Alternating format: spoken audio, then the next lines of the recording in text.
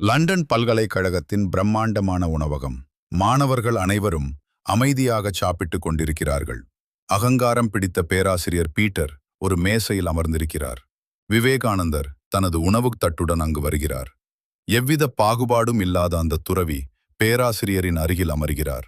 பேராசிரியர் முகத்தை சுளித்துக் கொண்டு, விவேகானந்தா, உனக்கு ஒரு விஷயம் தெரியுமா? ஒரு பன்றியும் ஒரு பறவையும் ஒன்றாக அமர்ந்து சாப்பிட முடியாது என்று ஒட்டுமொத்த உணவகமும் கேட்கும்படி சத்தமாக கூறுகிறார். அனைத்து மாணவர்களும் விவேகானந்தரின் பதிலை எதிர்பார்த்து திரும்புகிறார்கள். விவேகானந்தர் மெல்லிய புன்னகையுடன் எழுந்து, சரி ஐயா, கவலைப்படாதீர்கள், இந்த பறவை இப்போதே பறந்து விடுகிறது என்று கூறிவிட்டு அமைதியாகச் நகர்ந்தார்.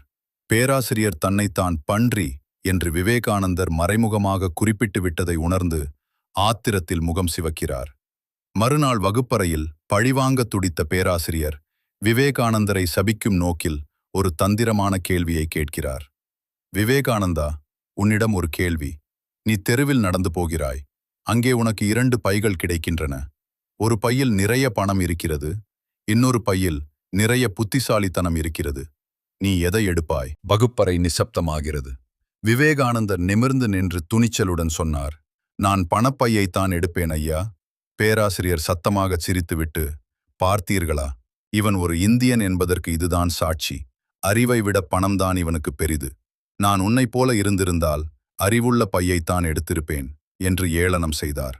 விவேகானந்தர் அமைதியாக பதிலளித்தார், சரிதான் ஐயா, பொதுவாக யாரிடம் எது இல்லையோ அவர்கள் அதைத்தான் எடுக்க விரும்புவார்கள். என்னிடம் அறிவு இருக்கிறது, அதனால் பணத்தை எடுத்தேன். உங்களிடம் அறிவு இல்லை போலிருக்கிறது, அதனால் நீங்கள் அதை எடுக்க விரும்புகிறீர்கள். வகுப்பின் முடிவில் விவேகானந்தரின் விடைத்தாளை திருத்திய பேராசிரியர் கோபத்தில் மதிப்பெண் போடுவதற்கு பதிலாக பெரிய எழுத்துக்களில் MUT என்று எழுதிக் கொடுத்தார். MUT என்றால் முட்டாள் அல்லது சேறு என்று பொருள். விவேகானந்தர் தாந்த தாளை பார்த்துவிட்டு மீண்டும் அவரிடம் சென்றார். ஐயா, ஒரு சிறிய தவறு நடந்துவிட்டது. பேராசிரியர் எகத்தாளமாக, என்ன தவறு என்று கேட்டார்.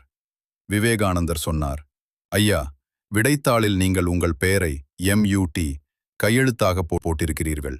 ஆனால் எனக்கு எவ்வளவு மதிப்பெண் என்று போட மறந்துவிட்டீர்கள். அங்கிருந்த மாணவர்கள் அனைவரும் கைத்தட்டத் தொடங்கினர்.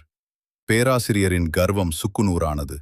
நம்மை எள்ளி நகையாடுபவர்களுக்கு கோபத்தால் பதில் சொல்வதை விட சாமர்த்தியமான சொல்லால் பதில் சொல்வதே மிகச்சிறந்த வெற்றி. அமைதி என்பது பலவீனம் அல்ல, அது மிகப்பெரிய ஆயுதம். நண்பர்களே, நண்பிகளே, இது போன்ற பயனுள்ள தகவலுக்கு நம்ம சேனலை மறக்காம சப்ஸ்கிரைப் பண்ணிக்கோங்க.